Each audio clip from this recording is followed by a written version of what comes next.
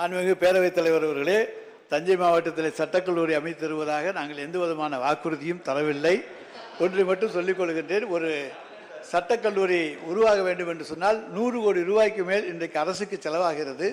எனவேதான் ஆனால் ஒவ்வொரு மாவட்டத்துக்கும் ஒரு சட்டக்கல்லூரியை உருவாக்க வேண்டும் என்கின்ற நல்ல எண்ணம் நம்முடைய மாண்புமிகு தமிழ்நாடு முதலமைச்சருக்கு இருந்தாலும் நம்முடைய நிதியமைச்சரிடத்திலே அதற்கான தொகைகள் இன்றைக்கு இல்லாத காரணத்தாலே தான் அது தாமதப்படுத்திக் கொண்டிருக்கின்றது.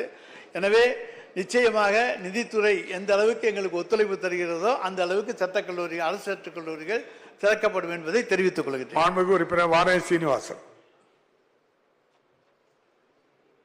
மாண்புமிகு பேரவைத் தலைவர் அவர்களே, கோவை மாவட்ட நீதிமன்ற வளாகத்திற்குள்ளாக குழந்தைகள் காப்பகம் ஒன்று அமைக்கப்பட வேண்டும் என்பது அங்கு இருக்கக்கூடிய பெண் வழக்கறிஞர்களுடைய நீண்ட நாள் கோரிக்கை.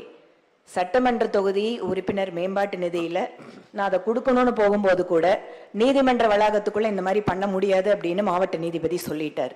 அதனால நாங்க கொடுக்கறதுக்கு முடிஞ்சா கூட அங்க இந்த மாதிரி தடை இருக்கிறதால அந்த காப்பகம் அமைக்க முடியல. இன்னைக்கு நிறைய பெண் வழக்கறிஞர்கள் தொழிலுக்கு வந்துட்டு இருக்காங்க. அதனால குழந்தைகள் காப்பகம் அங்கு அமைக்கப்பட முடியுமா என்பதை தங்கள் வாயிலாக அமைச்சரிடம் கேட்டு அமர்கிறேன். மாண்புமிகு பேரவைத் தலைவர் அவர்களே, சட்டமன்ற உறுப்பினர் தன்னுடைய தொகுதி மேம்பாட்டு நிதியிலே தந்தால் நிச்சயமாக உயர்நீதிமன்றத்தில் சொல்லி உடனடியாக அங்கே குழந்தைகள் காப்பகம் அமைப்பதற்கான உரிய நடவடிக்கைகளை நாங்கள் நிச்சயமாக மேற்கொள்வோம். எவ்வளவு விரைவில் செய்ய முடியுமோ அதை உயர்நீதிமன்றத்தினுடைய அனுமதியோடு செய்து தருவோம்.